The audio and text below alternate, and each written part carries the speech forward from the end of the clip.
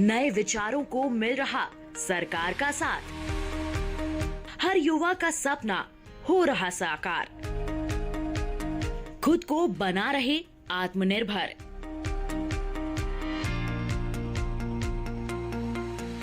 Agree startup से मिला स्वरोजगार।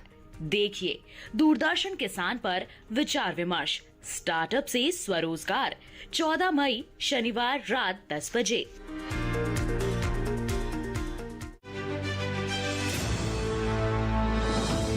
खुशहाल होंगे खेत, पशु भी रहेंगे स्वस्थ, सरकारी स्कीम का होगा लाभ,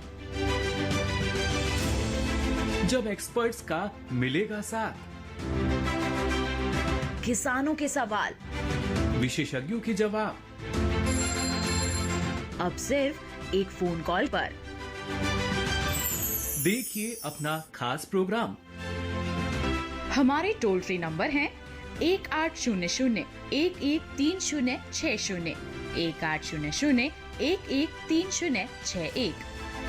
हेलो किसान, सोमवार से शुक्रवार शाम 6 बजे सिर्फ दूरदर्शन किसान पर।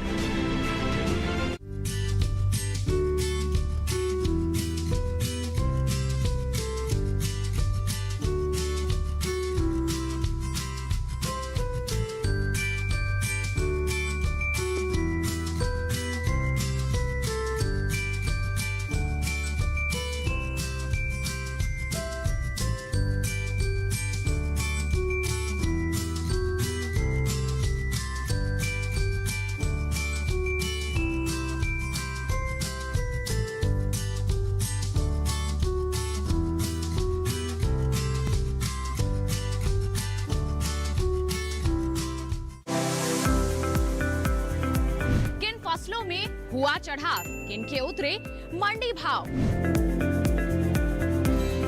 कहां पे गेहूं सरसों चमकी, किस मंडी में अरहर लुढ़की। हल्दी धनिया तेज बिके हैं या फिर भाव रुके रुके हैं। आगे किसका भाव बढ़ेगा, किन फसलों का दाम घटेगा, ये सब जानने के लिए देखिए मंडी खबर एक्सपर्ट्स के साथ सोमवार से शनिवार शाम 5 बजे। देखिए मंडी खबर सिर्फ दूरदर्शन किसान पर।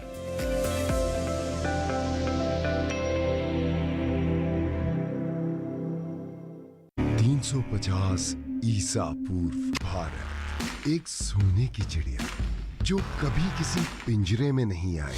इस चिड़िया का शिकार मैं करूंगा। जो दुनिया जीत के आया था, उसे खाली हाथ लौटाया था। ऐसा कोई पिंजरा नहीं बना जो भारत को कैद कर सके। पोरस सोमवार से शुक्रवार रात 8:30 बजे सिर्फ डीडी नेशनल पर।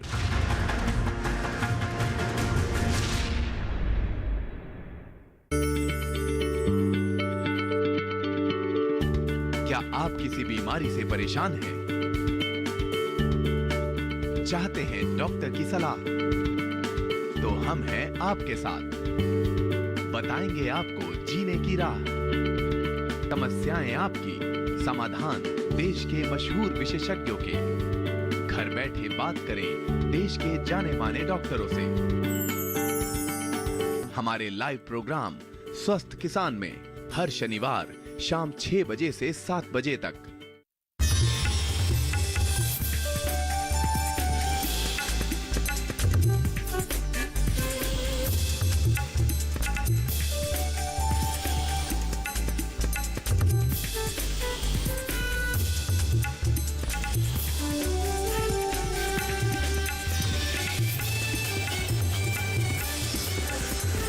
डीडी किसान, बदलते भारत की शान।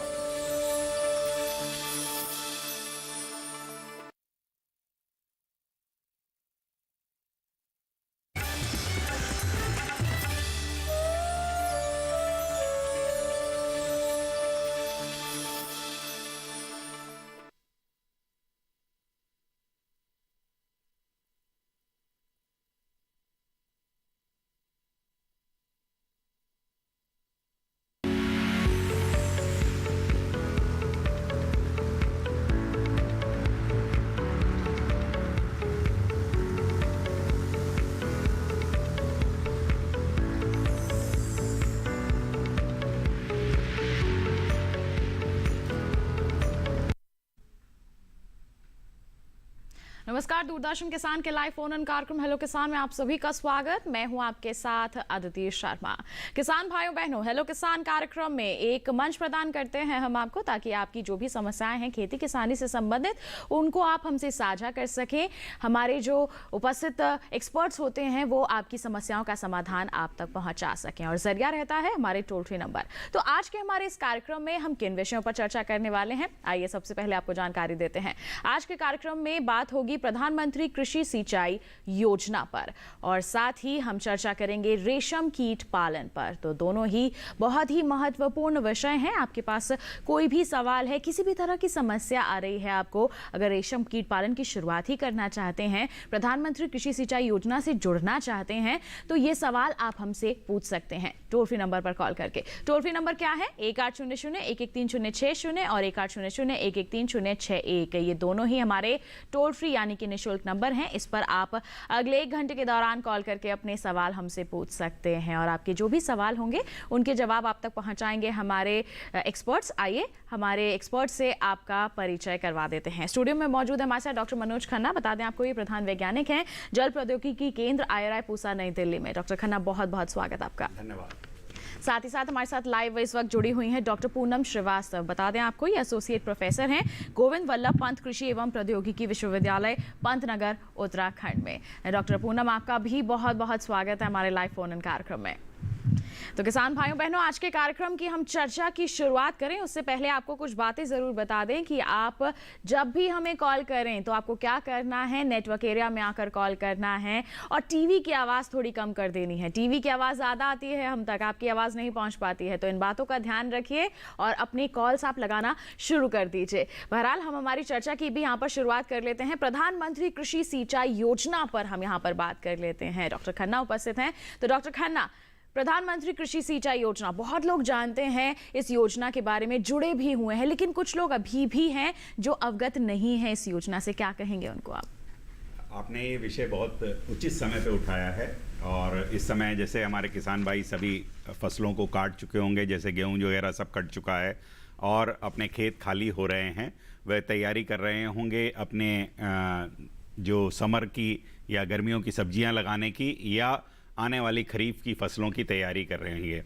इस समय ये बहुत ज़रूरी है कि किसान अपने खेत को तैयार रखें, क्योंकि हमारा पूरा जो फसल चक्र है या हमारा पानी की उपलब्धता है मानसून पे आधारित है, और उसी संबंधित हमारी जो प्रधानमंत्री कृषि सिंचाई योजना है उसका मुख्य उद्देश्य है कि हर खेत को किसी तरह पानी मिले, पानी की उपलब्धता बढ़ सके, और उचित तरीके से सिंचाई, जो पानी हमारे को उपलब्ध हो उसको उचित तरीके से कैसे खेती में इस्तेमाल किया जाए, जिससे उसकी दक्षता बढ़ सके, उत्पादन बढ़ सके, उत्पादकता बढ़ सके, और हमारी जो खर्चा है वो कम हो सके। बिल्कुल, तो हर खेत को पानी मिल सके, इसी उद्देश्य के साथ इस योजना की देखिए शुरुआत की गई है।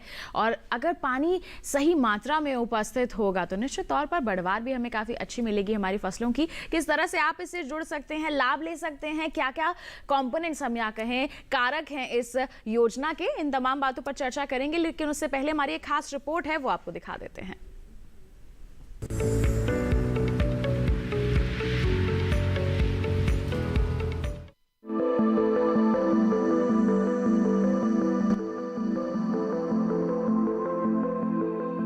पानी की उपलब्धता सुनिश्चित करने के लिए सरकार सराहनीय प्रयास कर रही है। सरकार का मकसद हर खेत तक पानी पहुंचाना है। इसी मकसद को पूरा करने के लिए 1 जुलाई 2015 को प्रधानमंत्री श्री नरेंद्र मोदी जी ने प्रधानमंत्री कृषि सिंचाई योजना की शुरुआत की थी। प्रधानमंत्री कृषि सिंचाई योजना केंद्र और राज्य सरकार के समन्वय वाली योजना है।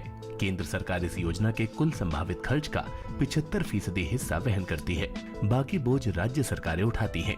वो कृषि क्षेत्र जो ऊंचाई वाले स्थान पर हैं, उसके लिए केंद्र सरकार 90% खर्च और राज्य सरकारें 10% खर्च वहन करती हैं। प्रधानमंत्री कृषि सिंचाई योजना के कई घटक हैं। पहला है त्वरित सिंचाई लाभ कार्यक्रम यानी AIBP।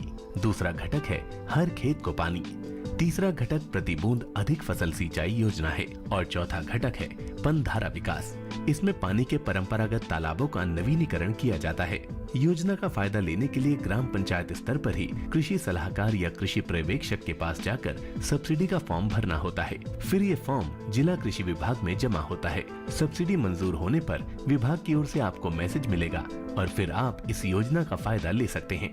आप चाहे तो सब्सिडी का फॉर्म ऑनलाइन भी भर सकते हैं। इसके लिए अलग अलग राज्यों में कृषि विभाग की वेबसाइट पर फॉर्म उपलब्ध होगा। इस योजना का फायदा लेने के लिए किसानों के पास कृषि योग्य जमीन होनी चाहिए। योजना के लिए आवेदक का आधार कार्ड, पहचान पत्र, किसानों की जमीन के कागज, जमीन की जमाबंदी, bank account passbook, passport size photo और मोबाइल नंबर की जरूरत होती है। ज्यादा जानकारी के लिए जिला या ब्लॉक के कृषि अधिकारी से संपर्क कर सकते हैं। इसके अलावा किसान कॉल सेंटर के टोल फ्री नंबर 1800-180-1551 पर भी बात की जा सकती है।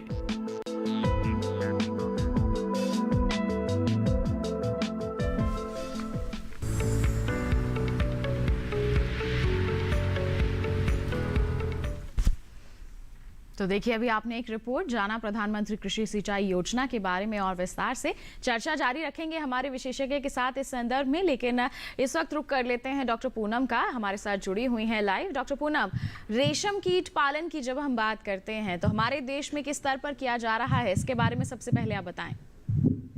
हमारे देश में सिल्क यानी कि सेरीकल्चर या रेशम कीट पालन बहुतायत में किया जा रहा है जी। हमारे जितने भी दक्षिण भारत के राज्य हैं, कर्नाटका, आंध्र प्रदेश, इवन पश्चिमी बंगाल, उड़ीसा, झारखंड, ये ऐसे प्रदेश हैं जहां पर सिल्क यानी कि हमारा रेशम कीट पालन किया जा रहा है। एक्चुअली आज की डेट में हमें आय के स्रोत चाहिए, आय का इनकम चाहिए। जब से कोरोना हुआ है 2 साल से बहुत सारी जो नौकरियां हैं वो चले गई हैं, तो हमारा खुद का बिजनेस होना चाहिए। तो रेशम कीट पालन एक ऐसा एग्रीकल्चर बेस्ड कॉटेज इंडस्ट्री के रूप में डेवलप हो रहा है और बहुत सारी सरकार ने स्कीमें भी चलाई हुई हैं, जैसे कि सिल्क समग्रा। तो इसमें 2 तरह की चीजें हैं, सिल्क से कोकून बना के भी बेच सकते हैं, आप फैब्रिक भी यूज कर सकते हैं और इसे कोई भी कर सकता है, आसानी से हो सकता है, ऐसा भी नहीं कि इसे बहुत ज्यादा मेहनत करनी पड़ती है। तो सिल्क और या रेशम कीट पालन कोई भी कहीं भी कर सकता है। उसके 2 एस्पेक्ट है, एक है मलबरी कल्टीवेशन, मोरिकल्चर, यानी कि हम जब अगर सिल्क वॉर्म के लार्वी को, जो कीड़ा होता है, उसके बच्चे को खिलाएंगे तो हमारे पास उसके लिए खाना होना चाहिए। ओवरऑल अगर कहें तो इससे हमें बहुत ज्यादा प्रॉफिट हो सकता है और बहुत ज्यादा लागत तो मुनाफेदार सौदा साबित हो सकता है अगर लोग रेशम कीट पालन को अपनाते हैं, क्योंकि मांग तो देखिए काफी अच्छी बनी रहती है। देश की बात करें चाहे हम विदेश की बात करें, तो ऐसे में किस तरह से जुड़ सकते हैं, क्या पहला कदम होना चाहिए, इसके बारे में हमारे विशेषज्ञ से जानेंगे। लेकिन उससे पहले हमारी एक रिपोर्ट है, उस पर नजर डाल लेते हैं।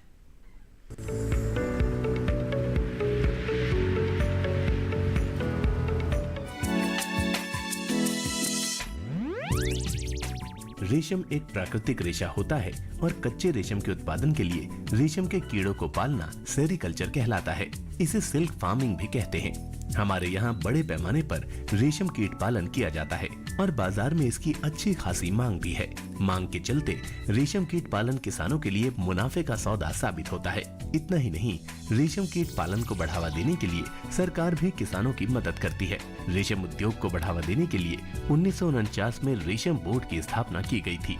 कृषि पर आधारित इस कुटीर उद्योग को ग्रामीण क्षेत्रों में कम लागत में शुरू किया जा सकता है। आप खेती किसानी और दूसरे घरेलू कामों के साथ साथ भी रेशम कीट पालन शुरू कर सकते हैं। उत्पादन की प्रक्रिया के अनुसार रेशम 2 प्रकार का होता है। पहला शहतूती रेशम यानी मलबरी सिल्क और दूसरा गैर शहतूती रेशम यानी नॉन मलबरी सिल्क। भारत में शहतूत रेशम का उत्पादन कर्नाटक, आंध्र प्रदेश, तमिलनाडु, जम्मू कश्मीर और पश्चिम बंगाल में किया जाता है।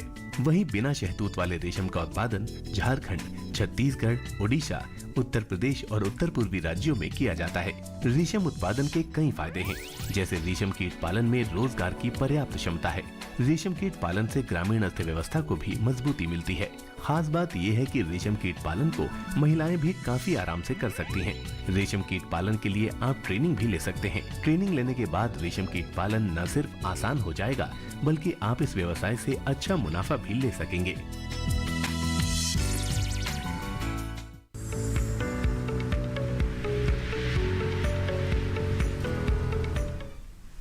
तो आइए इसी के साथ हमारी चर्चा को हम आगे बढ़ाते हैं और अब डॉक्टर खन्ना का यहाँ पर रुख करना चाहेंगे। डॉक्टर खन्ना, हमने बात करी प्रधानमंत्री कृषि सिंचाई योजना के बारे में। हर खेत को पानी मिल सके, इस उद्देश्य के साथ इस योजना की शुरुआत की गई है। और अभी के समय की हम बात करें तो पानी की तो बहुत ज़्यादा ज़रूरत भी बनी हुई है, क्योंकि खेत की तैयारी करनी है। हमारे किसान इससे जुड़ कैसे सकते हैं, इसके बारे में आपसे जानेंगे। लेकिन आज के कार्यक्रम के पहले कॉलर हमारे साथ जुड़ गए हैं, उनका सवाल मैं यहाँ पर शामिल पहले करना चाहूंगी। हेलो हेलो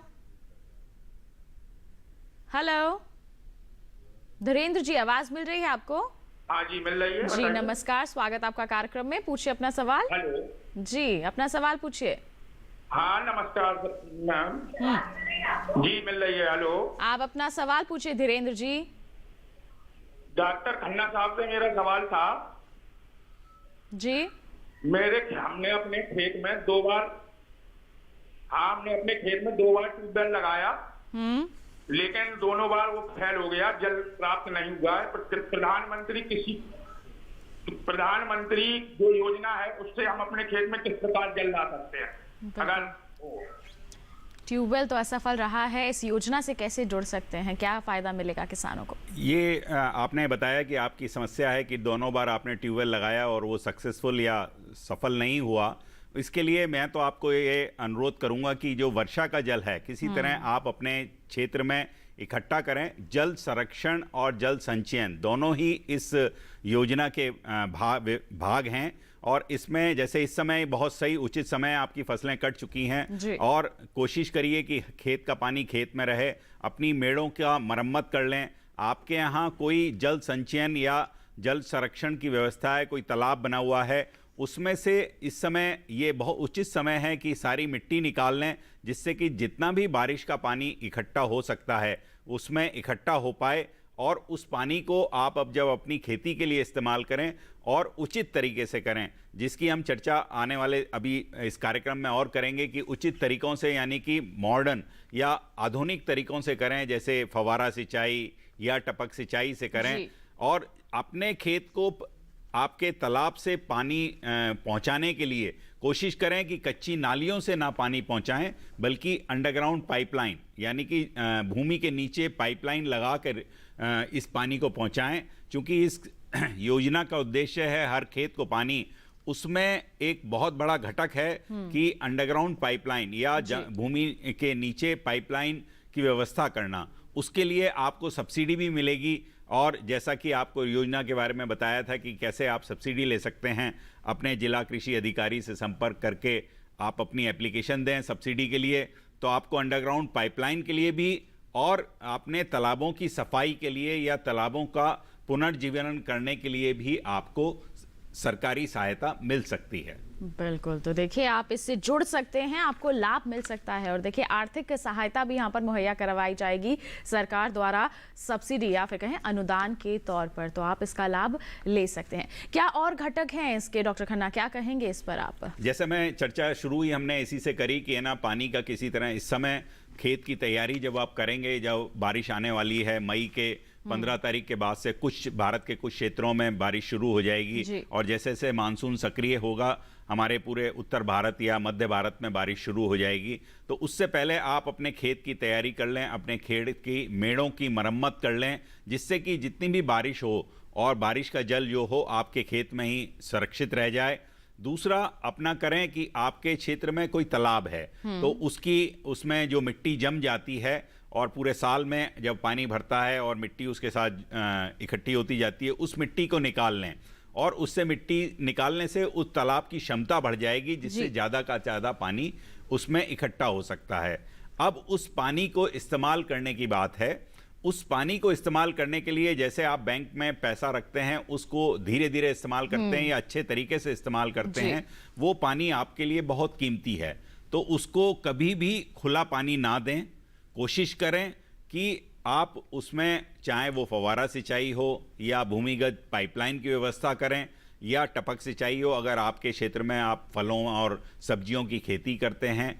इसके अलावा भी कई विधियां, जैसे अगर आप धान की खेती करते हैं तो समतलीकरण कराएं, अपने जमीन का समतलीकरण कराएं, क्योंकि समतलीकरण कराने से ही आप करीब करीब 20% पानी बचा सकते हैं। बिल्कुल, तो ये कुछ तरीके हैं तरीके जिन्हें अपना करके हम पानी का बचाव कर सकते हैं। और देखिए, बचाव करेंगे तो उपलब्धता बढ़ेगी पानी की और उसका इस्तेमाल हम खेती बाड़ी में कर सकते हैं सिंचाई के लिए। और यही इस योजना का एक उद्देश्य भी है कि हम कम पानी में सिंचाई करें, खेती किसानी का कार्य करें और जितना हमें वर्षा जल मिल रहा है उसका संरक्षण करें, उसको बचाएं, ताकि हम साल भर उसका इस्तेमाल कर सकते हैं। आप कैसे इससे जुड़ सकते हैं, आधुनिक तकनीकें क्या है सिंचाई के लिए, इसके बारे में हमारे विशेषज्ञ से जानेंगे। लेकिन पहले हम यहाँ पर डॉक्टर पूनम का रुख करना चाहेंगे। डॉक्टर पूनम, रेशम कीट पालन कहा आपने मुनाफेदार व्यवसाय है, तो अगर लोग जुड़ना चाहते हैं, शुरू करना चाहते हैं, तो क्या पहला कदम होना चाहिए?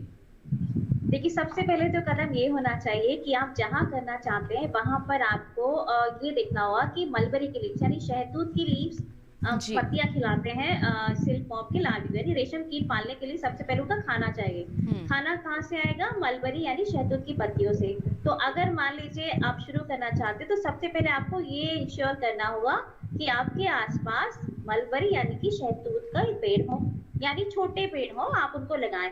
अगर आप 2 एकड़ में अगर लगाना चाहते तो समझिए कि लगभग 2000 DFL यानी 1 DFL में डिजीज फ्री लेग्स होती है, उसमें 400 अंडे का आपका पैकेज होता है। तो आप जो है 20,000 जितने हमारे कीड़े होंगे, सूड़ी होंगी, उनको आप 2 एकड़ में जो पत्तियां पैदा होंगी उन्हें खिला सकते हैं। तो सबसे पहले तो ये है कि आपके पास मलबरी कल्टीवेशन यानी कि शहतूत को लगाने की जगह होनी चाहिए। दूसरी बात, आप कहाँ से लेकर आ रहे हैं कीड़े, क्योंकि हम जब भी लगाते हैं तो बच्चे हमें चाहिए, कीड़े लाइए। कीड़े कहाँ से लेंगे? आपने पौधा लगा दिया, पर कीड़े हमारा जो सेंट्रल सिल्क बोर्ड है उसके बहुत सारे सेंटर्स हैं, चौकी रेयरिंग सेंटर कहलाते हैं, हर स्टेट में हर रीजनल जगह पर है। तो वहां से हम उन्हें अंडे लेकर आते हैं, अंडे भी लेकर आ सकते हैं। और अंडे हैच करने के बाद में उसमें थोड़े छोटे से बच्चे निकल आते हैं जिन्हें सूड़ी कहते हैं, चीटी आंट करके भी बुलाया जाता है, तो हम उनको भी लेके आ सकते हैं। बिल्कुल, तो यहाँ पर बच्चे जो हम कहें कि अंडे लाना बहुत अच्छा, बहुत ज़रूरी है और किसी प्रमाणिक जगह से ही लेना बहुत ज़रूरी हो जाता है। आगे का क्या हमारा सफ़र होना चाहिए जानेंगे हम आपसे, लेकिन एक कॉलर हमारे साथ यहाँ पर जुड़ गए हैं, उनका सवाल शामिल कर लेते हैं। हेलो। हाँ जी, हेलो, नमस्कार, स्वागत आपका कार्यक्रम में, आप अपना सवाल पूछिए। मेरा सवाल है कि हमने यहाँ पे सब्जी उत्पादन करता हूँ, मशरूम भी करता हूँ जी, और धान की खेती, गेहूं की खेती भी करता हूँ, परंतु 5 साल से जो है मैं यहाँ पे मैं जो है PWB द्वारा क्षतिग्रस्त हो गई है मेरे, और मैं प्रधानमंत्री कृषि सिंचाई योजना का लाभ उठाना चाहता हूँ। बिल्कुल, प्रधानमंत्री कृषि सिंचाई योजना का लाभ लेना चाहते हैं। उत्तराखंड पौड़ी गढ़वाल से बात कर रहे हैं, क्या कहेंगे यहाँ पर? राजकुमार जी, आपका बड़ा उचित प्रश्न है कि आप कैसे इस योजना का लाभ ले सकते हैं। ये योजना खासकर पहाड़ी क्षेत्रों में बहुत ज़्यादा इस पे झुकाव दिया गया है कि पहाड़ी क्षेत्रों में पानी की उपलब्धता कैसे हम बढ़ा सकते हैं। आप और इसमें यह भी है कि केंद्र सरकार खासकर पहाड़ी क्षेत्रों में इस अनुदान का 90% देती है, मतलब आपको राज्य सरकार पे कम निर्भर रहना पड़ता है। इस क्षेत्र में खासकर आप छोटे छोटे तालाब बना सकते हैं जिसमें पानी आप इकट्ठा कर सकते हैं, और उस तालाब को चाहे वो अपनी जमीन पे या सामुदायिक रूप से, मतलब आप पूरे क्षेत्र के किसानों से मिलकर इकट्ठा होकर सामुदायिक रूप से भी तालाब बना सकते हैं। उस सब के लिए अनुदान राशि आपको उपलब्ध कराई जाएगी इस योजना के अंतर्गत। आप अपने जिला कृषि अधिकारी या जिला बागवानी अधिकारी से संपर्क करें और उस तालाब को अपने रूप में बनाना है या सामुदायिक रूप में बनाना है, उसका प्रस्ताव उनको दें और उस पानी को इकट्ठा करके आप अलग अलग तरह की खेती कर सकते हैं। मैं दोबारा ये बताना चाहूँगा कि जब वो पानी इकट्ठा हो जाए या बारिश का पानी इकट्ठा हो, उस पानी को बर्बाद ना करें, पूरे तरीके से आधुनिक तरीके से ही सिंचाई करें, जिससे कि वो पानी अधिक से अधिक इस्तेमाल हो और कम पानी में अधिक उपज, यानी कि पर ड्रॉप मोर क्रॉप, जो इस योजना का उद्देश्य है वो पूरा हो सके। बिल्कुल, तो देखिए आपको क्या करना है राजकुमार जी, हमारे विशेषज्ञ ने आपको बताया है। आइए बढ़ते हैं आगे, डॉक्टर पूनम का ही एक बार फिर रुख कर लेते हैं और उनसे जान लेते हैं यहाँ पर कि किस तरह से यहाँ पर अंडे ले सकते हैं, कहाँ से ले सकते हैं। डॉक्टर पूनम, जानकारी आपसे विस्तार से लेंगे, हम इसके बारे में हमारे दर्शकों तक पहुँचाएंगे, लेकिन एक छोटे से ब्रेक के बाद कहीं मत जाइए, देखते रहिए हमारा लाइव फोन इन कार्यक्रम हेलो किसान और बने रहिए दूरदर्शन किसान पर।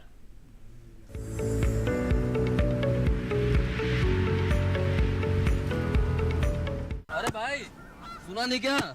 केसीसी ने किसानों का जिंदगी बदल दिया है। देश के छोटे किसान 1,60,000 रुपये तक का कर्ज बिना किसी गारंटी को ले पाएंगे। ब्याज खोरों से भी पीछा छुटा। मैं तो जैविक खेती का पूरा सामान मंगा लिया, केसीसी का भी कोई दबाव नहीं है। ब्याज चुकाने के लिए पूरा 1 साल मिलता है। समय पर भुगतान करने पर केवल 4% के सालाना ब्याज पे लोन मिल गया मुझे। अपना आधार कार्ड, लेटेस्ट फोटो और जमीन के कागजात लेके अप्लाई करो बस। और नामांकन भरने के लिए जेब भी ढीली नहीं करनी पड़ी।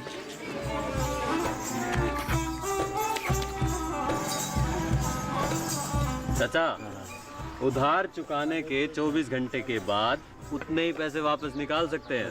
केसीसी ने किसानों की जिंदगी वाकई बदल दी है। तो आप भी किसान क्रेडिट कार्ड अपनाएं और सहजता से ऋण पाएं।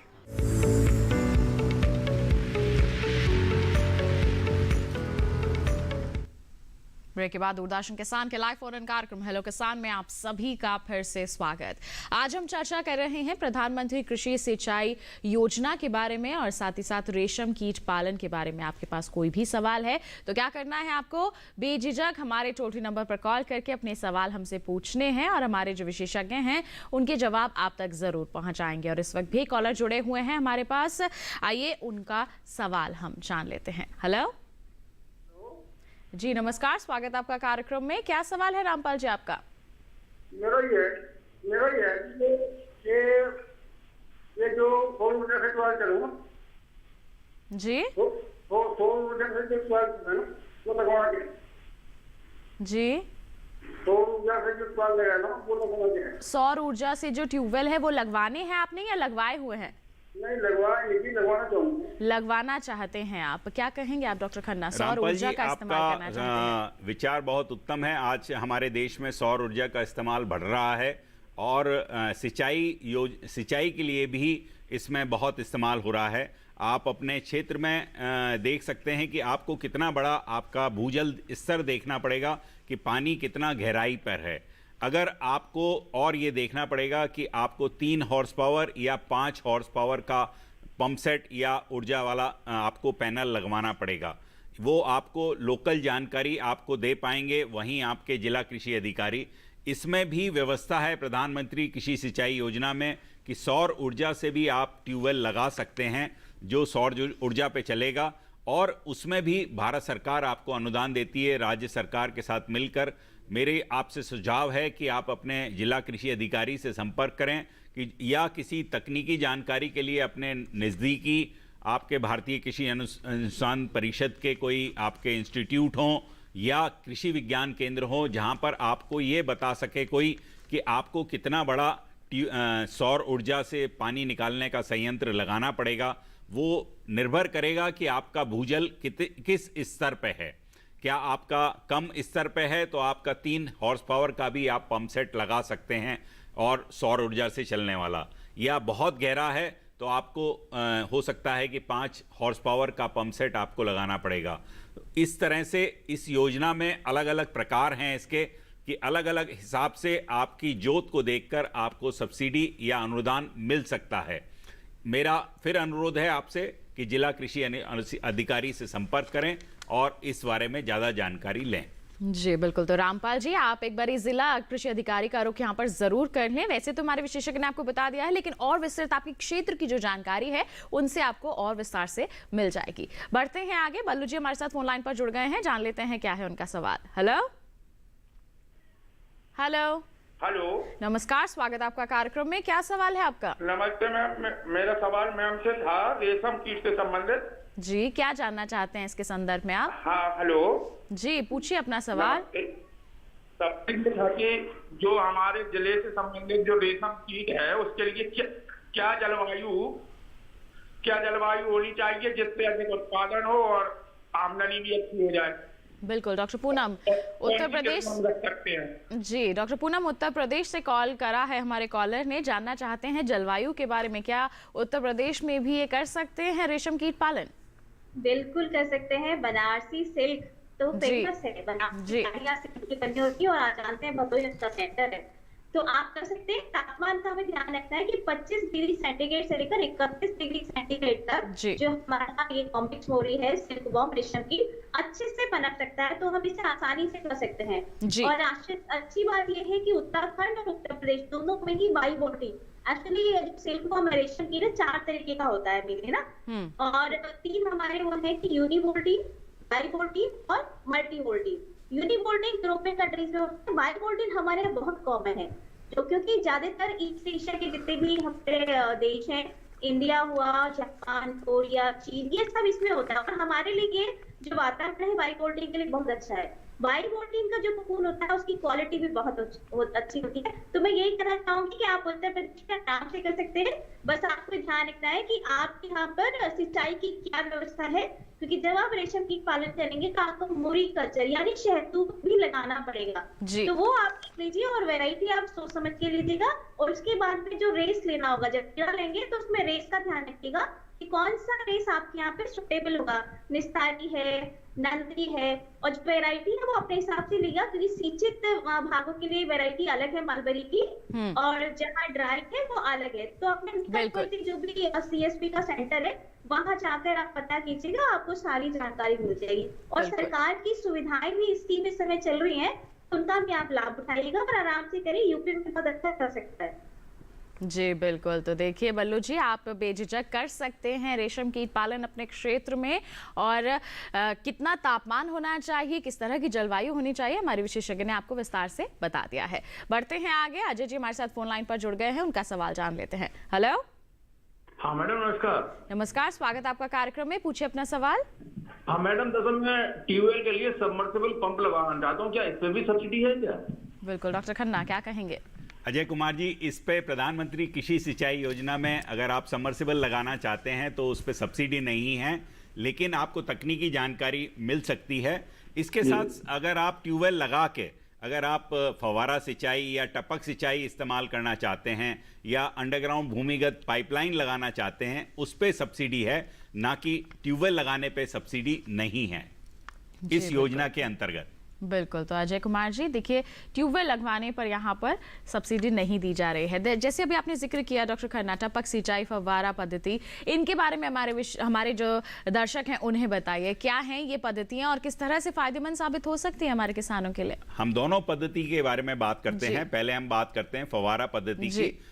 कोशिश ये रहती है कि हमारी बारिश की तरह से हमारे को पानी हम खेत को दे सकें, और फव्वारा पद्धति वही है कि हम बारिश की तरह से इसमें प्रेशर के द्वारा पाइपलाइन का नेटवर्क बनाकर इसमें पानी लगाते हैं। अगर हम चूंकि पाइपलाइन नेटवर्क से पानी लगाते हैं तो जैसे हम पानी कच्ची नालियों से देते हैं जिसमें करीब करीब 30% पानी बर्बाद हो जाता है, वो इसमें बच जाता है। और फव्वारा सिंचाई का जो आप कहें तो दक्षता करीब करीब 80 से 85% तक होती है। मतलब आप अगर 100 लीटर पानी दे रहे हैं तो उसमें 85 लीटर ही पानी खेत को जा रहा है, 15 ही लीटर बर्बाद हो रहा है। खुला पानी जब हम लगाते हैं तो करीब करीब हम आधा पानी बर्बाद कर देते हैं या उस मात्रा से ज़्यादा लगाते हैं जितनी उसको फसल को ज़रूरत होती है। इस विधि के द्वारा आप बिल्कुल, आप जब नेटवर्क बना लेते हैं, आप लगा के ट्यूबवेल से लगा के या इंजन से लगाकर इसको चलाते हैं, तो उसमें और कुछ नहीं करना है। हमारे किसान भाइयों को बाहर बस एक बटन चलाना है और उससे फव्वारे से पानी दिया जा सकता है। और इससे न केवल पानी की बचत होती है, उत्पादन अच्छा होता है, उत्पादकता बढ़ती है और क्वालिटी भी आपकी फसल की अच्छी होती है। इसमें भी हम कई प्रकार के फव्वारे आते हैं आज के समय में, और सभी पर ही हमारी इस योजना के अंतर्गत अनुदान राशि मिलती है और अलग अलग टाइप के किसानों को अलग अलग राशि मिलती है। इसमें करीब करीब 45 से 50% राशि हमारी केंद्र सरकार देती है और बाकी राशि राज्य सरकारें देती हैं। और इसमें हम कहें कि जैसे अगर साधारण रूप से खेती करते हैं या गेहूं है, चना है, सब्जियों की खेती करते हैं तो हम साधारण फव्वारा इस्तेमाल कर सकते हैं। एक और आता है इसमें मिनी स्प्रिंकलर। जो किसान भाई हमारे सब्जियों की खेती करते हैं, खासकर उन लोगों के लिए मैं कहना चाहूँगा, क्योंकि उन्हें इस समय रोज रोज पानी लगाना पड़ता है, बहुत ज़्यादा पानी की आवश्यकता है। इस समय समर का टाइम है और गर्मियों का टाइम है, तो उसमें आप खुला पानी ना देके फव्वारे से, मिनी स्प्रिंकलर से पानी दें तो न केवल पानी की बचत होगी, आपकी फसल ज़्यादा अच्छी रहेगी और अच्छी कहीं बीमारियां नहीं लगेंगी, और आपको इसमें समतलीकरण कराने की भी कोई आवश्यकता नहीं है।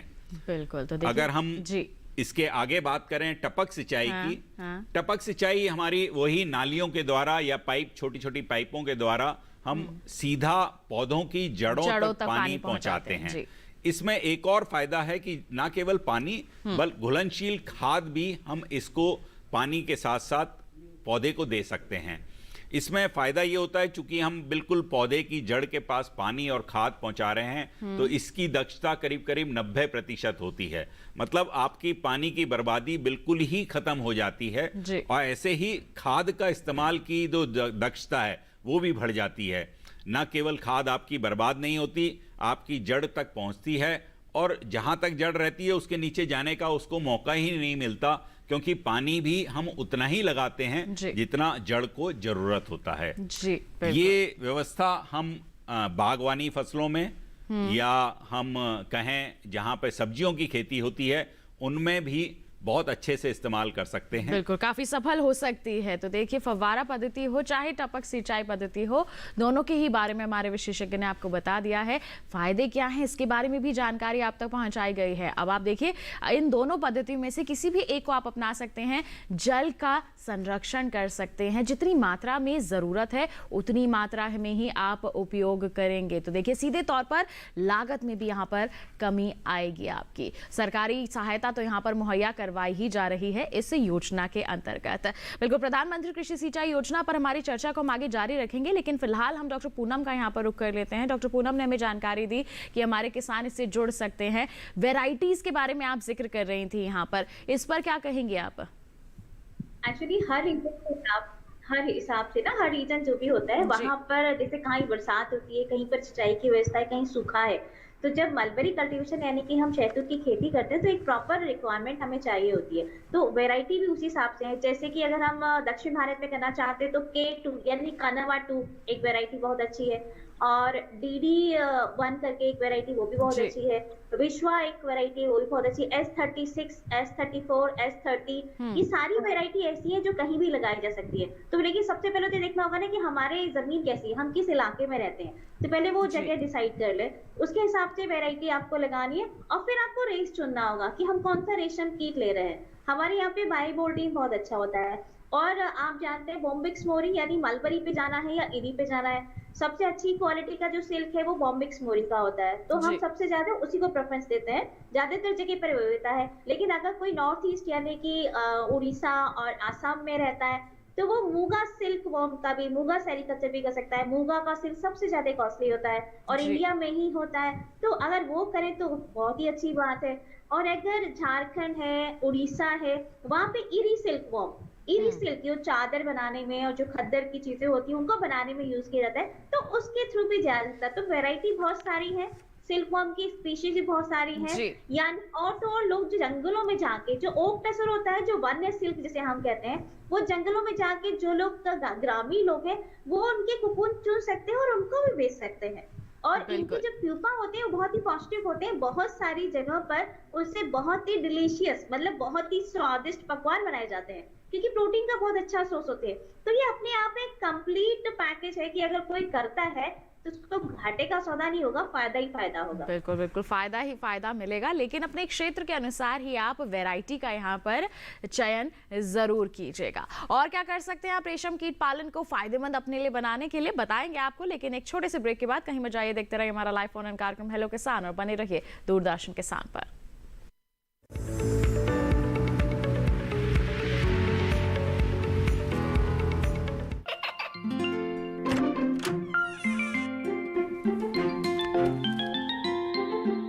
ये क्या हो रहा है? काशवी, इतने कम मार्क्स? काशू, बेटा पढ़ा करो, पढ़ोगी नहीं तो आगे कैसे बढ़ोगी? मम्मा मैं भी तो आपसे यही कहना चाहती हूँ, पढ़ा करो। आप पढ़ोगे नहीं तो आगे कैसे बढ़ोगे? मतलब? वो देखो। सिर्फ बैक पर छपा ऑर्गेनिक नहीं, ऑर्गेनिक का निशान पहचानिए। पीजीएस ऑर्गेनिक का ये लोग उन किसानों की पहचान है जो आज भी परंपरागत विधि से रसायन मुक्त खेती कर आपके लिए शुद्ध फसल उपजा रहे हैं। अब समझे मम्मा, अगर मैं प्योर ऑर्गेनिक फूड नहीं खाऊंगी तो अच्छे मार्क्स कहाँ से लाऊंगी? अच्छा बच्चों। जैविक खेती की इस मुहिम को आगे बढ़ाइए, शुद्ध ऑर्गेनिक अपनाइए।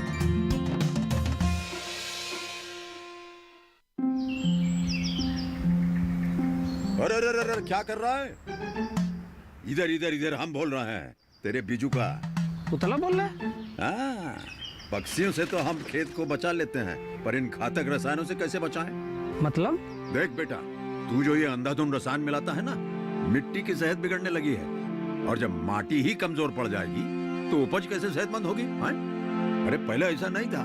पूछना अपने बड़े बुजुर्गों से, कैसे फसल लहलहाती थी, शुद्धता झलकती थी। हाँ, माटी भी तंदुरुस्त और लोग भी। पहली वाली बात कहाँ?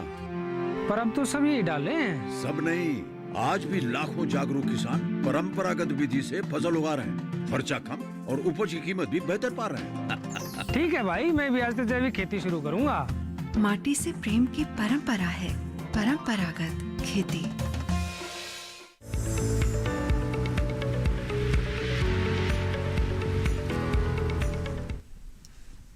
ब्रेक के बाद दूरदर्शन किसान के लाइव फोन इन कार्यक्रम हेलो किसान में आप सभी का फिर से स्वागत है। लगातार हम चर्चा कर रहे हैं प्रधानमंत्री कृषि सिंचाई योजना और रेशम कीट पालन के पर। आपके पास सवाल है, आप बेझिझक हमारे टोल फ्री नंबर पर कॉल कीजिए, अपने सवाल पूछिए। हमारे विशेषज्ञ आप तक आपके जो सवाल हैं उनके जवाब जरूर पहुंचाएंगे। बता दें इस वक्त भी कॉलर जुड़े हुए हैं मध्य प्रदेश से अरविंद जी, आइए जान लें उनका क्या सवाल है। हेलो, बोलिए। नमस्कार, स्वागत आपका कार्यक्रम में, पूछिए अपना सवाल। हमारा सवाल क्या है मैडम कि 1 हेक्टेयर किसानों के लिए कोई योजना है पानी के लिए? जी, 2.5 एकड़ के लिए कोई योजना है, मतलब किसानों के लिए 2.5 एकड़ के लिए इसके पास 2.5 वगैरह करना है, तालाब वगैरह, तालाब वगैरह बनवाने हैं आपने? हाँ तालाब जी, 2.5 एकड़ जमीन है, उसमें तालाब निर्माण करना चाहते हैं, तो क्या इस योजना में इसके लिए भी प्रावधान है? हाँ, जरूर है प्रावधान। और इसमें आप अगर आपकी जैसे खेत आपका 2.5 एकड़ का है, अगर कुछ क्षेत्र में आप अपने क्षेत्र में तालाब बनाना चाहते हैं आप अपने ही खेत में, तो आप बनवा सकते हैं। उसके लिए अनुदान राशि आपको जरूर मिलेगी प्रधानमंत्री कृषि सिंचाई योजना में।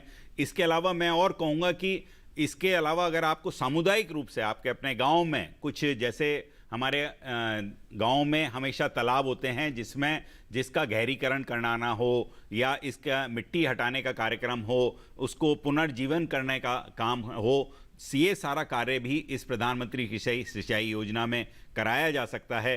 आप अपना प्रस्ताव लेकर जिला कृषि अधिकारी को जाएं। अगर आप अपने 2.5 एकड़ में तालाब बनाना चाहते हैं तो जरूर बनाएं। मेरा आपसे फिर अनुरोध रहेगा कि जो भी पानी इकट्ठा हो उस पानी को केवल आप भूमिगत पाइपलाइन के द्वारा लगाएं या फव्वारे से लगाएं या टपक सिंचाई से लगाएं। तभी थोड़ी मात्रा में ही इस्तेमाल में होगा तो ज्यादा अच्छा रहेगा यहाँ पर सभी के लिए। बढ़ते हैं आगे, उत्तर प्रदेश से आतिश जी हमारे साथ फोन लाइन पर जुड़े हुए हैं, आइए जान लेते हैं उनका क्या सवाल है। हेलो, हेलो, नमस्कार, स्वागत आपका कार्यक्रम में, क्या सवाल है आपका आतिश जी? मैडम नमस्ते, मैं आतिश दीक्षित बोल रहा हूँ डिस्ट्रिक्ट उत्तर प्रदेश से। जी, पूछिए अपना सवाल। मेरा ये सवाल है मैडम, मैं जानना चाहता हूँ सबसे कि मेरे पास 2 एकड़ जमीन है और मैं उसमें सब्जियों की खेती करता हूँ जी। तो इसके लिए मुझे मैडम सोलर पंप की आवश्यकता है, तो मैं अपने कहाँ से प्राप्त करूँ, इसकी क्या विधि ले लेंगे? सोलर पंप लगाना चाहते हैं, क्या कहेंगे डॉक्टर खन्ना? मैं जैसे मैंने अभी इसी कार्यक्रम में पहले भी चर्चा करी थी कि सोलर पंप लगाने के लिए पहले आप अपने क्षेत्र का भूजल का स्तर देख लें कि कितने स्तर पे पानी है आपका। अगर आप पंप सेट लगाना चाहते हैं 2 पंप सेट आप साइज का लगा सकते हैं, या कम भूजल आपका ज़्यादा गहरा नहीं है तो आप 3 हॉर्स पावर का पंप सेट लगा सकते हैं और वो आपको सोलर पैनल के साथ खरीदा जा सकता है। या बहुत गहरा पानी है तो आप 5 हॉर्स पावर का पंप सेट आप लगा सकते हैं। दोनों ही संभावनाओं में आपको अनुदान राशि मिल सकती है। लेकिन ये अनुदान राशि कितनी मिलेगी और कैसे मिल सकती है, जैसे इसका चर्चा पहले भी करी कि कैसे आप जिला कृषि अधिकारी से संपर्क करके अपनी क्षेत्र की जानकारी, अपने खेत की जानकारी और अपने भूजल स्तर की जानकारी ले दें, और तब आपको ये बताया जाएगा कि आपको 3 हॉर्स पावर का लगाना है या 5 हॉर्स पावर का पंप सेट लगाना है, और आपको इसमें अनुदान राशि जरूर मिलेगी। और मैं तो आपसे और अनुरोध करूंगा, चूंकि आप सब्जियों की खेती करते हैं, तो आप सोलर पंप सेट से, सोलर जो आप सौर ऊर्जा को इस्तेमाल करके जो पंप सेट लगाएं, उसके साथ जोड़ के टपक सिंचाई का संयंत्र लगाएं या सिस्टम लगाएं, और साथ में अगर टपक सिंचाई नहीं या तो मिनी स्प्रिंकलर लगाएं, जो आपकी सब्जियों की खेती के लिए बहुत उपयोगी होगा। जो भी पानी आप जमीन से निकालेंगे उसको उचित तरीके से इस्तेमाल करेंगे तो ज़्यादा आपका उत्पादन होगा। बिल्कुल। तो आतिश जी, क्या करना है आपको, हमारे विशेषज्ञ ने आपको बता दिया है। बढ़ते हैं आगे, डॉक्टर पूनम का रुख कर लेते हैं। डॉक्टर पूनम, रेशम कीट पालन के आपने बता दिया यहाँ पर अच्छी वैरायटी चुननी है, अच्छी तरह जगह से हमें कीट लाने हैं, आगे क्या करना होगा, किस तरह के प्रबंधन करने चाहिए इसकी खेती करते समय या फिर कहीं इसका पालन करते समय, जिससे हमें आगे चलकर अच्छी उपज मिल सके, फायदा मिल सके यहाँ पर? देखिए, सबसे अच्छा है कि कीड़ों को पालने के लिए जितना अच्छा खाना आप खिलाएंगे उतना ही फायदा होगा। इसमें 2 चीजें हैं कि जब हम छोटे बच्चे को, जिसे हम चौकी रेडिंग कहते हैं, उनको ना नई और पत्तियां चाहिए, कोमल पत्तियां नहीं, नई पत्तियां जो ऊपर के हिस्से में होती है। और जब वो तीसरे स्टार में प्रवेश करता है तो उसको मैच्योर यानी कि ओल्डर लीफ चाहिए होती है। तो हमें इस बात का ख्याल रखना है। दूसरा, सिल्क वॉर्म में यानी रेशम कीट में बहुत सारी बीमारियां आ जाती है क्योंकि हम ध्यान नहीं रखते हैं साफ सफाई का। अगर हमने साफ सफाई नहीं की और डिसइंफेक्टेंट करते हैं हम रेगुलरली, यानी जब हम रेयरिंग हाउस से उसके अंदर जा रहे हैं और हम अपने कीड़ों को खाना खिला रहे हैं, तो वो खाना पूरी तरह साफ होना चाहिए। यानी जो पत्तियां हमने तोड़ी हैं वो जिस बास्केट में हम रखने वाले हैं, बैम्बू की बास्केट ज्यादातर हम यूज करते हैं, वो बिल्कुल साफ सुथरी होनी चाहिए। और अगर हमें जरूरत पड़े हम रोजाना, क्योंकि जब हम कीड़े पालते हैं तो लगभग एक दिन में उन्हें 3 से 4 बार खाना खिलाना होता है, सुबह, दोपहर, शाम को। तो हम जब भी ध्यान रखेंगे, खिलाएंगे, तो खुद की साफ सफाई का ध्यान रखना है। और कीड़ों के ऊपर हम एक पोटली कपड़े की ले लेते हैं और थोड़ा थोड़ा करके डालते चलते हैं, खाने के ऊपर नहीं, कीड़ों के ऊपर, और देखते भी जाते हैं अगर कोई इस तरह का मरा हुआ या कमजोर कीड़ा दिख रहा है तो उसे तुरंत निकाल के फेंकते चले, ताकि कोई बीमारी इस तरह ना पड़े। लेकिन एक जो रेशम कीट पालन में खास बात यह है कि जो हमारा सेंटर सिल्क बोर्ड है वो पूरा ध्यान रखता है। आप जहां से भी अंडे लेंगे या बच्चे लेंगे तो वहां से हर बार कोई ना कोई व्यक्ति आकर आपके जो ये कीड़े का पालन है उस पर पूरी वॉच रखेगा, मॉनिटर रखेगा, तो आपको कोई नुकसान नहीं होता है, क्योंकि इसमें कई सारी ना इंश्योरेंस पॉलिसी भी होती है। तो आप आराम से कर सकते हैं, बस आपको साफ सफाई का ख्याल रखना है। बहुत जल्दी से बढ़ते हैं, यानी एक समझिए कि जब स्टार्टिंग में से लेते हैं और उसका आकार होता है और जब ये फुल मैच्योर हो जाता है तो 10,000 गुना ये बड़ा हो जाता है। और आप सोचिए कि अगर एक कोकून है तो लगभग हमें 1 पौंड अगर हम ले रहे हैं, 1 किलोमीटर तक लंबा हमें सिल्क का यानी रेशम का धागा मिलता है एक कोकून से। तो अगर हम अच्छे से करते हैं तो ये एक बहुत ही अच्छा व्यवसाय साबित हो सकता है। बिल्कुल। तो देखिए, कुछ सावधानियां हैं जो बरतनी है आपको रेशम कीट पालन करते समय, तो ये आपके लिए फायदे का सौदा ही साबित होगा। बिल्कुल। बढ़ते हैं आगे, कॉलर हमारे साथ जुड़ गए हैं, उनका सवाल शामिल कर लेते हैं। हेलो हेलो हेलो नरेंद्र जी, स्वागत है आपका कार्यक्रम में, पूछिए अपना सवाल।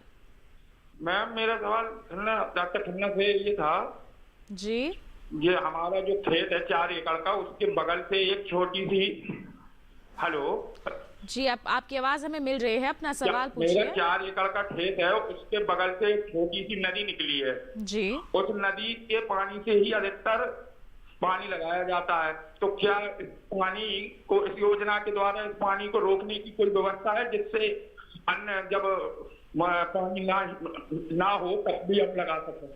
बिल्कुल। क्या कहेंगे डॉक्टर खन्ना? इसमें अगर मुझे आपके क्षेत्र की जानकारी नहीं है, लेकिन आपका सुझाव बहुत अच्छा है कि नदी का पानी अगर आप इस्तेमाल करके खेती करते हैं तो 2 तरीके से कर सकते हैं कि अगर आप वहाँ पे पंप सेट लगा के अंडरग्राउंड पाइपलाइन या भूमिगत पाइपलाइन लगा के वो अपने खेत तक पानी ले आएँ, और उसमें आपको पूरी प्रधानमंत्री कृषि सिंचाई योजना में आपको अनुदान मिलेगा और पूरी सहायता मिलेगी। आपने दूसरा सवाल किया कि क्या हम नदी का पानी रोक सकते हैं। मुझे इसकी जानकारी नहीं है कि क्या ये बारिश का नाला है तो हम चेक डैम जिसे कहा जाता है कि हम रोक के पानी अपना इकट्ठा कर लेते हैं और फिर उस पानी को तालाब की फॉर्म में या तालाब की तरह इस्तेमाल करके और अपने खेती में इस्तेमाल कर सकते हैं। अगर ये बरसाती नाला है और बरसात की समय ही चलता है तब तो आप इसको रोक कर चेक डैम बना के अपने राज्य सरकार के कृषि अधिकारी या बागवानी अधिकारी से संपर्क करके या भूमि संरक्षण अधिकारी से संपर्क करके आप इसमें चेक डैम बनवा सकते हैं। उसमें भी आपको भारत सरकार या केंद्र राज्य सरकार आपकी सहायता देगी।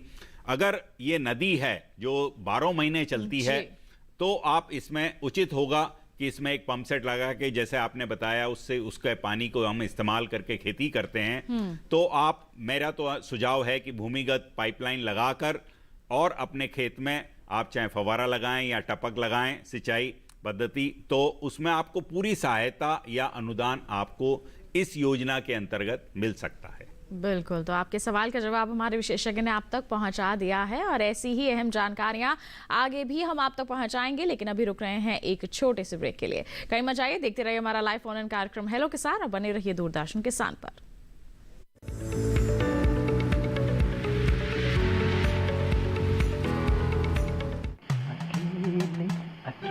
अरे वाह भैया, अकेले अकेले। अरे तू भी ले, पर खाएगा कैसे? मैं ऑर्गेनिक खेती की बात कर रहा रे बेटे। अकेले अकेले खेती कब तक करेगा?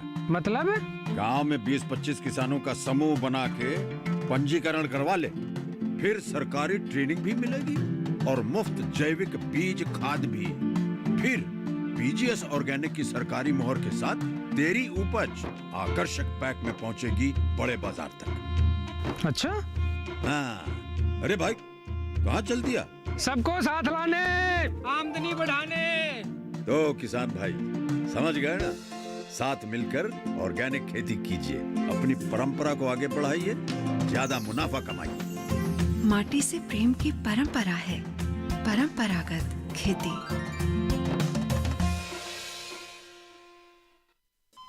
अरे सुन तो।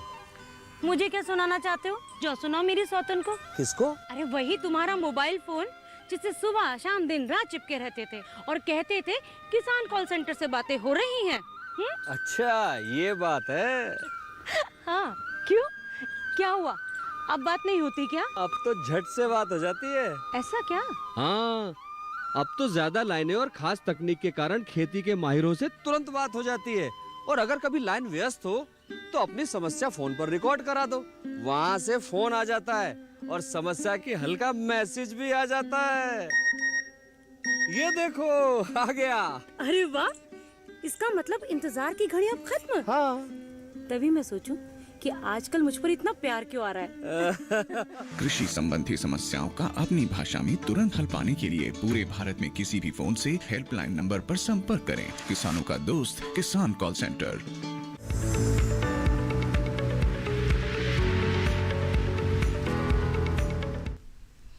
ब्रेक के बाद दूरदर्शन किसान के लाइव फोन इन कार्यक्रम हेलो किसान में आप सभी का फिर से स्वागत। हम चर्चा कर रहे हैं प्रधानमंत्री कृषि सिंचाई योजना और रेशम कीट पालन पर। अब समय काफी कम रह गया है। आपको क्या करना है? कोई सवाल है तो जल्दी से अपना फोन उठा लीजिए और हमें कॉल कीजिए। आपके सवालों के जवाब हमारे विशेषज्ञ आप तक जरूर पहुंचाएंगे। बात कर रहे हैं हम यहाँ पर रेशम कीट पालन की, तो आइए रुक कर लेते हैं डॉक्टर पूनम का। डॉक्टर पूनम हमें बता रहे हैं कि किस तरह की सावधानियां हमें बरतनी चाहिए जिससे फायदे का सौदा साबित हो सके रेशम कीट पालन हमारे लिए। आज का युवा, हम बात करते हैं डॉक्टर पूनम, तो खेती बाड़ी और पशुपालन के क्षेत्र की ओर बढ़ रहा है, तो ऐसे में आपकी क्या सलाह रहेगी उन सभी युवाओं के लिए? जैसे आपने शुरुआत में ही जिक्र किया कि कोविड के चलते नौकरियां बहुत गई, लोग अब स्टार्टअप्स की ओर बढ़ रहे हैं, ऐसे में क्या सलाह रहेगी आपकी? बिल्कुल, स्टार्टअप एक बहुत ही अच्छा जरिया है और अगर कोई रेशम कीट पालन पे स्टार्टअप कर सकता है तो उसके लिए बहुत अच्छा साबित हो सकता है, क्योंकि इसमें आप ऐसा नहीं है कि आपको पढ़े लिखे लोगों की जरूरत पड़े। आप सिंपल ग्रामीण को और जो भी महिलाएं हैं विशेषकर उनको आप इनको साथ में लगा सकते हैं। बहुत ज्यादा लागत नहीं लगती है और प्रॉफिट फायदे 100% है। इवन जैसे मशरूम हुआ, मधुमक्खी पालन हुआ, इसमें थोड़ी सी मेहनत करनी पड़ती है, लेकिन रेशम कीट पालन में इतनी मेहनत नहीं करनी पड़ती क्योंकि कीड़े से बिल्कुल डर नहीं लगता। बस उसके खान पान का ध्यान रखना है, साफ सफाई का ध्यान रखना है, और जो भी आप वैरायटी और रेस ले रहे हैं उसका ख्याल रखना है। और ग्रेनेस कहते हैं हम ना, जितने भी हमारे चौकी रेयरिंग सेंटर होते हैं सेंट्रल सिल्क बोर्ड के द्वारा होते हैं, हमें उनकी कांटेक्ट में रहना है और वो आकर समय समय पर आपको सारी सावधानियां बताते रहेंगे, चेक करते रहेंगे। तो एक स्टार्टअप के तौर पे अगर आज का व्यक्ति कोई चाहे तो रेशम कीट उद्योग एक बहुत ही बेहतरीन आय का साधन हो सकता है। और लागत इसमें नहीं, अगर मोटे तौर पे देखा जाए तो अगर 2 एकड़ आपके पास जमीन है तो लगभग 2 लाख के आसपास के आपकी कॉस्ट लगेगी और आपको जो नेट प्रॉफिट एक बार में, जिसमें नेक्स्ट ईयर तो और भी ज्यादा होगा, लगभग डबल हो सकता है। मतलब 2.5 लाख तक आप पैसा कमा सकते हैं जो नेट प्रॉफिट होगा। मतलब 1.25 लाख से लेके 2 लाख तक आप आराम से नेट प्रॉफिट ले सकते हैं और इसमें बहुत बड़ा स्ट्रक्चर बनाने की भी जरूरत नहीं है। और एक खास बात ये है कि रेशम कीट पालन पे इस समय सरकार की बहुत सारी स्कीम चल रही है। नाबार्ड ने अपनी चला रखी है, जितनी भी हमारी राज्य सरकारें हैं उन्होंने भी चला रखी है, और जितनी भी प्रधानमंत्री की कई सारी योजनाएं इस समय चल रही है। तो आप अपने निकटवर्ती जो सेंट्रल सिल्क बोर्ड की रीजनल स्टेशन है वहां कांटेक्ट करिए और वहां से कुकून लेकर आइए। और ये बहुत आसान है, आप कुकून भी बेच सकते हैं और इसको फर्दर आगे टेक्सटाइल में भी लेके जा सकते हैं। तो ये किस ऐसा स्टार्टअप हो सकता है जिसमें आप एक साथ कई सारे फायदे ले सकते हैं। बिल्कुल, तो कई फायदे मिल सकते हैं। तो देखिए सरकार भी इसमें आपकी मदद के लिए बिल्कुल तैयार है। अब आपको क्या करना है, अपना एक कदम आगे बढ़ाना है। जैसे कि हमारे विशेषज्ञ ने कहा कि मधुमक्खी पालन कर रहे हैं, मशरूम पालन कर रहे हैं, तो देखिए मशरूम की खेती कर रहे हैं तो उसमें भी आपको यहाँ पर तकनीकी जानकारियाँ चाहिए, ज़्यादा आपको ध्यान देना होगा। रेशम कीट पालन में ज़्यादा कुछ बड़ा नहीं करना है, आप बेहद आसानी से इसे अपनाकर अपने लिए फ़ायदेमंद इसे बना सकते हैं। तो रेशम कीट पालन के बारे में विस्तार से हमें जानकारी देने के लिए डॉक्टर पूनम आपका बहुत बहुत धन्यवाद करना चाहेंगे। आप हमारे साथ यहाँ पर जुड़ी और आपने इतनी अहम जानकारियां सभी दर्शकों तक पहुंचाई हैं, बहुत बहुत धन्यवाद आपका। और इसी के साथ आइए हम बढ़ते हैं आगे और बता दें आपको, मध्य प्रदेश के मुरैना से पुष्पेंद्र जी फोन लाइन पर जुड़े हुए हैं, उनका सवाल हम शामिल कर लेते हैं। हेलो हेलो, हाँ जी नमस्कार जी, अपना सवाल पूछिए। मैडम ने ये पूछा कि मुझे समरसीबल पंप लगवाना है, मुझे समरसीबल लगवाना है आपको? हाँ जी, हाँ इलेक्ट्रिकल वाला। बिल्कुल, समरसीबल लगवाना चाहते हैं, क्या कहेंगे डॉक्टर खन्ना? पुष्पेंद्र जी, जैसे हम इस कार्यक्रम में एक और आपके साथी ने फ़ोन किया था और उन्होंने भी सबमर्सिबल पंप के बारे में जानकारी ली थी कि क्या इस योजना के अंतर्गत सबमर्सिबल पंप सेट पे कुछ अनुदान या सब्सिडी मिलती है। नहीं, इसमें प्रधानमंत्री कृषि सिंचाई योजना में इस लगाने के लिए, सबमर्सिबल पंप सेट लगाने के लिए कोई अनुदान या सहायता राशि नहीं मिलती है। आपकी राज्य सरकार कोई देती हो तो मेरी जानकारी में नहीं है और आपको अपने जिला कृषि अधिकारी से संपर्क करना पड़ेगा। लेकिन मैं दोबारा यही बताना चाहूँगा कि अगर आप सबमर्सिबल पंप सेट लगा रहे हैं लेकिन उसके साथ में अगर भूमिगत जल पाइपलाइन लगाना चाहते हैं या फव्वारा सिंचाई या टपक सिंचाई या जल संरक्षण की कोई व्यवस्था करना चाहते हैं, जल संचयन की कोई व्यवस्था करना चाहते हैं, तो उन सब पे हमारी इस प्रधानमंत्री कृषि सिंचाई योजना में आपको अनुदान राशि या सब्सिडी उपलब्ध कराई जाती है। बिल्कुल, तो देखिए आपको क्या करना है, क्या प्रावधान है इस योजना के अंतर्गत, हमारे विशेषज्ञ ने आपको बता दिया है। अंतिम सवाल आपसे मैं यहाँ पर डॉक्टर खन्ना पूछना चाहूँगी कि हमारे जितने भी दर्शक हमें कॉल कर रहे हैं वो जुड़ना ही चाहते हैं इस योजना से, तो क्या प्रक्रिया रहती है, किसी तरह के कागजात भी देने हैं? बहुत साधारण प्रक्रिया है। अपने जैसे हमने इसमें एक रिपोर्ट भी प्रस्तुत करी थी शुरू में कि उसमें अपने जिला कृषि अधिकारी या अपने ब्लॉक के अधिकारी से संपर्क करें। आपकी ज़मीन की जानकारी, मोबाइल नंबर, आधार कार्ड और एक फ़ोटो वो आपको प्रस्तुत करना पड़ता है।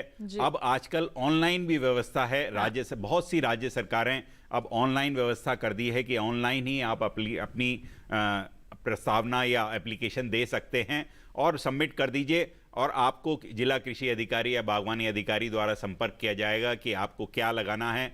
इसमें बहुत अच्छी व्यवस्था है कि अगर आपको फव्वारा लगाना है या टपक लगाना है, कहाँ से लेना है, उसकी कितनी कीमत होगी आपकी ज़मीन की नाप के अनुसार और कितना बड़ा आप लगा सकते हैं, कितने उसमें पाइप लगेंगे, कितनी उसमें फिटिंग्स लगेंगी, पूरी इस योजना में व्यवस्थित रूप से एक एक जानकारी उपलब्ध कराई गई है। तो इसमें आपको कहीं भी आपको इधर उधर भागने की आवश्यकता नहीं है। पूरी जानकारी आपको इस योजना के अंतर्गत मिलती है और जो भी अनुदान राशि आपके जिसमें आप जिसके एलिजिबल हैं या आप उसके लेने के अधिकारी हैं, तो आपको पूरी उपलब्ध कराई जाती है। बिल्कुल, तो देखिए हर स्तर पर आपकी मदद के लिए सरकार तैयार है और उसी उद्देश्य के साथ इस योजना की भी शुरुआत की गई है। अब आपको बस एक कदम बढ़ाना है इस योजना की ओर। कागजात काफ़ी आसान से है, कहाँ संपर्क करना है हमारे विशेषज्ञ ने आपको बता दिया है। आप इसका पूरा लाभ लेकर के इसे एक सफल योजना ज़रूर बना सकते हैं। डॉक्टर खन्ना हमारे साथ आप जुड़े, आपने इतनी अहम जानकारियाँ साझा की हमारे दर्शकों के साथ, बहुत बहुत धन्यवाद आपका। धन्यवाद। तो बिल्कुल किसान भाइयों बहनों, आज आपने प्रधानमंत्री कृषि सिंचाई योजना के बारे में जाना, रेशम कीट पालन के बारे में जानकारी हासिल की। हमारे अगले कार्यक्रम में क्या विषय लेकर हम आपके लिए आने वाले हैं, आइए हम आपको बता देते हैं। अगले कार्यक्रम का विषय रहेगा प्रधानमंत्री फसल बीमा योजना। जी हाँ, इस विषय पर विस्तृत चर्चा करेंगे। कोई सवाल है आपके मन में तो पहले ही हम तक पहुंचा दीजिए, ईमेल कीजिए हमें। ईमेल आईडी है हमारी hellokisan2015@gmail.com। फेसबुक के जरिए जुड़ सकते हैं, फेसबुक पर जाइए, हिंदी में टाइप कीजिए हेलो किसान, वहां हमारा पेज खुलेगा, आप अपने सवाल पोस्ट कर सकते हैं। साथ ही डीडी किसान कॉल सेंटर नंबर है 1800-113-060, जिस पर आप सोमवार से शनिवार सुबह 6 बजे से रात के 10 बजे तक कॉल करके अपने सवाल रिकॉर्ड करवा सकते हैं, जिन्हें हम कार्यक्रम में ज़रूर शामिल करेंगे। और हमारे टोल फ्री नंबर तो रहेंगे ही, जिससे आप कार्यक्रम के दौरान अपने सवाल हमसे पूछ सकते हैं। तो इसी के साथ हमें दीजिए इजाज़त। चलते चलते एक विशेष जानकारी और आप तक पहुँचा दें। टीवी स्क्रीन पर दिखाए जा रहे QR कोड को आप स्कैन कर लीजिए, सीधा पहुँच जाएंगे हमारे YouTube चैनल पर। दोबारा हमारा ये कार्यक्रम आप देख सकते हैं। तो आप बने रहिए दूरदर्शन किसान पर। हम आपसे लेते हैं विदा, नमस्कार।